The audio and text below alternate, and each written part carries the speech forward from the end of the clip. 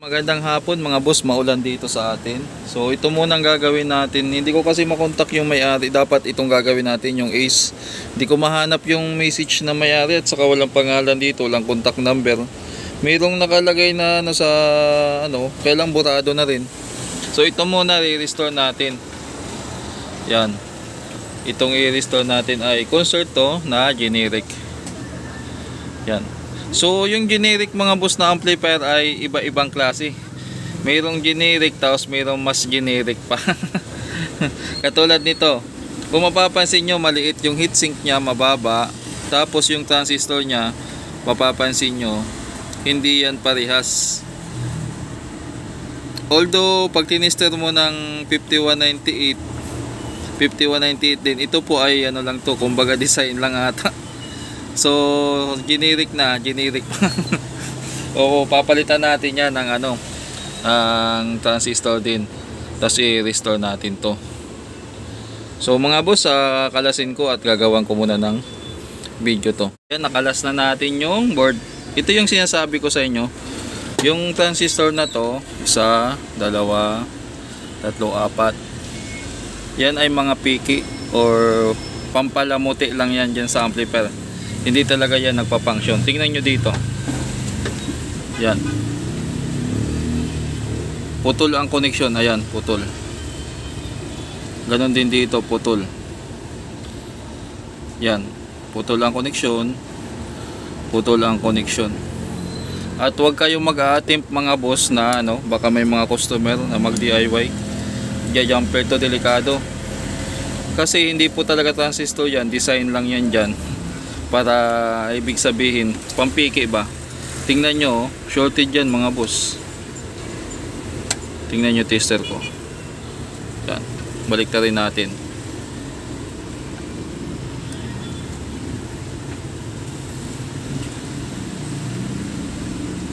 Yan. Shorted yan.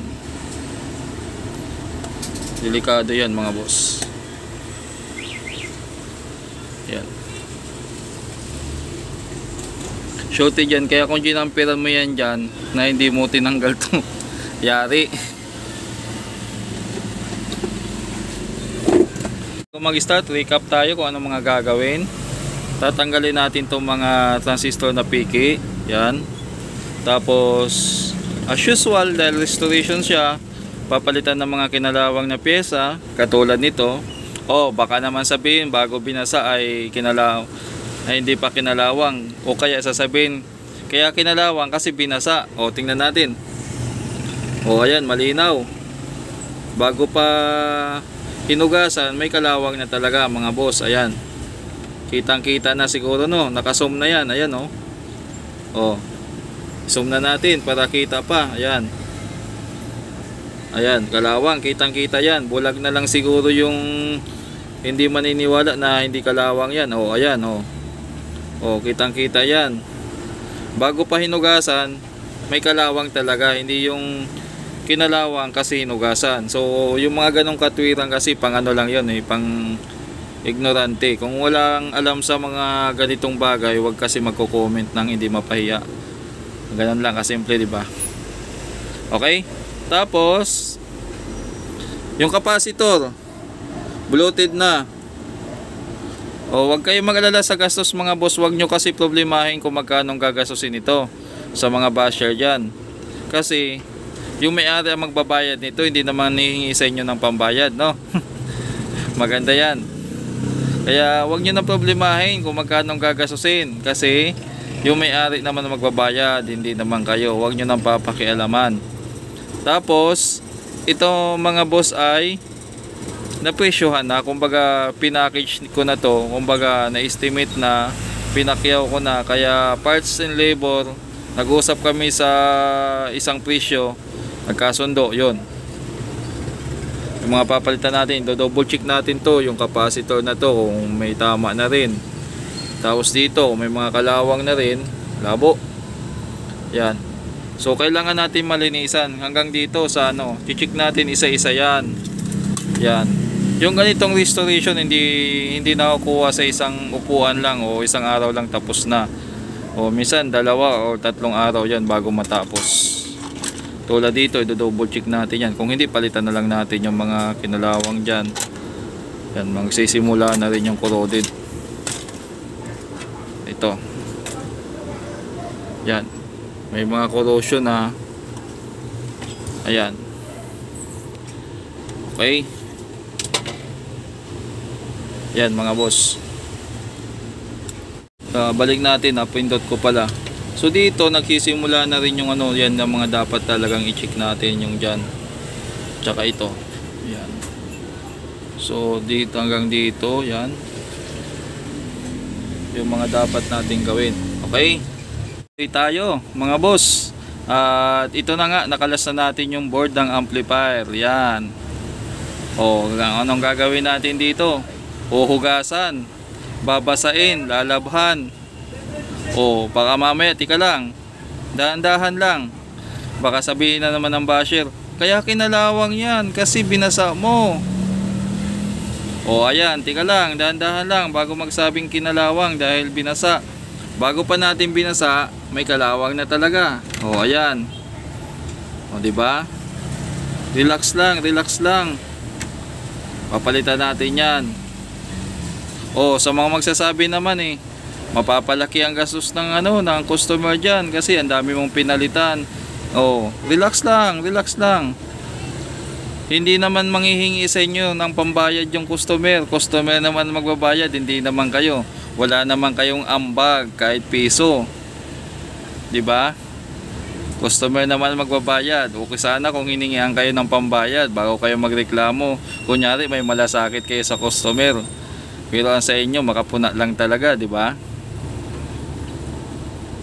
Simulan ko na muna ng kalasin mga boss para tapos malinisan natin. Saka tayo magtatanim ng mga pyesa. Yung mga hindi na natin ibabalik or papalitan na talaga, katulad ng mga potentiometer at saka switch, ay talagang aalisin na natin, hindi na natin ibabalik. Yung kakalasin lang natin dito at ibabalik ata itong relay, capacitor, yung iba dyan, palit na lahat yan mga boss. Okay, simulan na natin dito mga boss, nalinis na natin. Ayan, kahit papano nagmukhang amplifier na. Ano yung target natin dito? Dito banda muna sa amplifier section, kalbo lahat yan. Maglalagay ng bagong transistor. Ayan, papalitan natin to ng 5198 at saka 940. Yan yung mga driver transistor. Tingnan ko kung meron pa akong available heatsink na medyo mataas, ilalagay natin dyan. Subukan ko lang may makuha ko. Kung wala, yan lang muna. Okay, dito na muna. Kalas na muna lahat, tapos check up kung anong gagawin natin dito. Gusto mag DIY at saka sa mga baguhan, makinig mga boss. So merong downside to at saka merong good side yung ganitong ginagawa na kinakalbo. Pero dapat mag-practice kayo maghinang kasi kung masobrahan, sayang naman. Diyan sa ginawa natin, wala man lang isa dyan, kahit isa na tumuklap. Okay, so ang downside nito mga boss ay matagal, matabaho. Kaya kung rush kayo, huwag nyong gagawin. Pero kung gusto nyo ng magawa ng maayos, matest, ma-check ng maayos at mapalitan yung dapat palitan, at gusto nyong tumagal yung amplifier nyo, medyo matabaho lang to, kailangan nyong kalasin isa-isa para malinis din yung circuit. Kasi mga boss, yung alikabok din at sobrang dumi sa circuit, nagkakaroon ng resistance yan. Sa ngayon baka yung iba hindi maniniwala, pero yung mga matagal ng technician makakarelate yan sa sinasabi ko. Ito yung mga pyesa yan. Sa transistor, pag may kalawang na katulad yan, huwag nyo nang kiskisin, palitan nyo na. Huwag na kayo magsugal kasi baka magka-problema pa yan, magkaka-backjab yan o problema lang kayo. Dito naman sa mga capacitor, ito capacitor maganda. Ha? Tayo may bumili. So dito sa capacitor mukhang maganda pa yung mga paibabalik ko pa yan. Sa mga resistor naman yung maganda pa, ibalik nyo. Kung hindi pa naman makalawang, ibalik nyo. Pag may kalawang na, halimbawa kuha tayo dito katulad nito, yan may kalawang na, palitan nyo na. Mura lang naman resistor Mas matabaho mga boss, magkiskis ka tapos ibabalik mo kaysa So gagawa ko ng listahan sa susunod kung para sa replacement ng mga resistor. At ano, para sa mga magdi-DIY. Okay mga boss, in-overtime ko talaga to. So natapos na natin dito. Bago na yung capacitor. Yung transistor dito na nailagay na natin. Tawag dito, nadagdagan na rin natin ng 4. Natanggal na natin yung picky, fake or dummy, or para ano lang, dekorasyon lang ata to na ano. Tinister ko mga boss, shorted. Tapos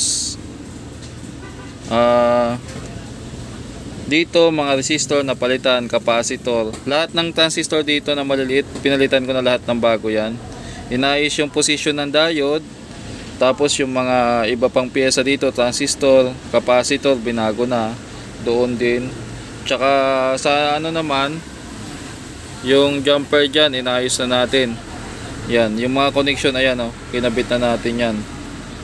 Yan dyan, yan, nakakonect na yan. So okay na rin, nilinis ko na rin yung ano. Yung ano naman, tapos na. Yung iba pang piyesa, potentiometer bago na. Yung switch sa microphone, ito kasi madalas talaga magloko dito. Ito naman, ano lang kahit hindi napalitan, okay lang kasi surround center lang yan. Hindi yan sumasablay ka ano. Chinik na rin kung may kinalawang.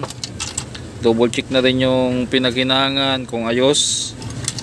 Tapos pati yung input at saka ano. Ngayon, ang system na lang, lilinisan natin yung kaha. Ayun yung kaha, hindi ko pa nalilinisan. Kailangan malinisan ko yan.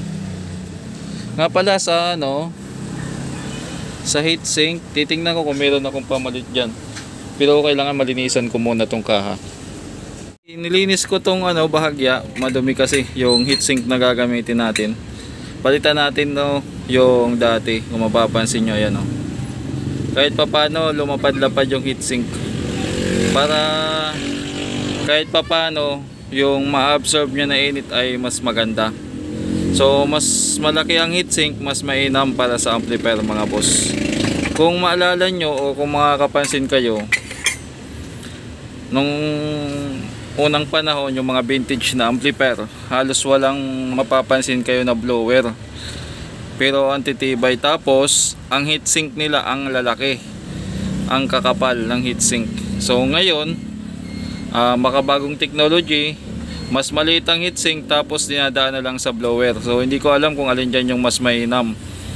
Pero kung personal opinion ang tatanungin, mas gusto ko yung malalaki ang heatsink. So mas maganda yung pagkalat ng init ng ano. Ngayon kung magpapalit naman ng heatsink na ganito, hindi pwedeng i-transfer lang yan dito ng walang thermal paste. Katulad nito, meron tayong thermal paste or heatsink compound, Tamagawa. Yan, subukan ko munang ilipat. Hinihingala pa ako. Okay mga boss, ayan. Naikabit na natin yung heatsink. Tingnan nyo, malaki na. Yan. Parang ano na rin parang original. Kasi galing to mga boss sa, ano, sa original na Concert 502 yung heatsink. Malaki na. So dati hanggang dito lang siya. Capacitor, ayan. Naibanggit naman natin kung anong mga pinalitan dyan. Hindi pa na-use natin yung wiring. Tapos, ano, magti-testing pa lang tayo ngayon. Nakadaan yan ng test valve. Power na natin. Ayun. Mag-click yung relay. Ayun, naunahan. Sabay pagbaba natin saka nag-click. Tika lang, naka-sagad na. Yan, sagad-sagad. Input, speaker, volume. Ay, wala. Ayun.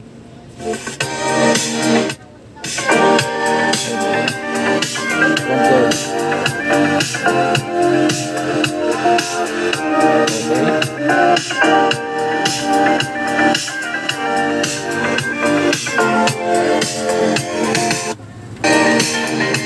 Yung grounding, i-check natin lahat kung gumagana pa isa-isa. Kasi nakadaan ng speaker selector to. Mataas naman.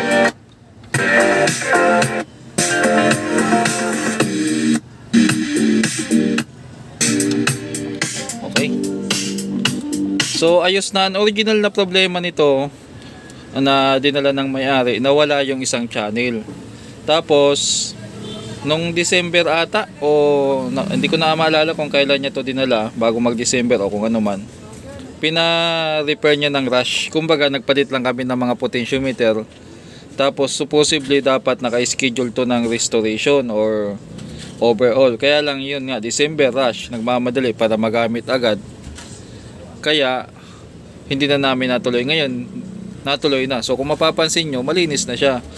Yung bloated na capacitor, yung mga kinalawang na pyesa, yung transistor na ano dyan, na kulang, na picky or dami yung nakalagay, naayos na natin. Pati yung driver transistor niya, napalitan na rin natin yan mga boss. Kasi nakadesign lang yung driver transistor na yun sa Paris lang. So pag dalawang Paris kada channel, so ito yung gamit. Kumbaga nai-pattern siya sa original na 502. Ngayon, ano ba mangyari dito? Gabi na mga boss, mag-alas 11 na ata dito. Bukas, ititesting ko to. Kumbaga, parang sa sasakyan, i-road test. Ipapaanda rin ko ng mga at least 2-3 oras. Tapos ako i-check yung isasabihin sa may-ari na okay na. Tapos, bukas na rin tayo magkakabit ng malaking speaker. Sa ngayon kasi maliit na speaker ang ginagamit natin pandisting. Paggabi na kasi para hindi tayo makabulahaw sa kapitbahay. So okay na mga boss.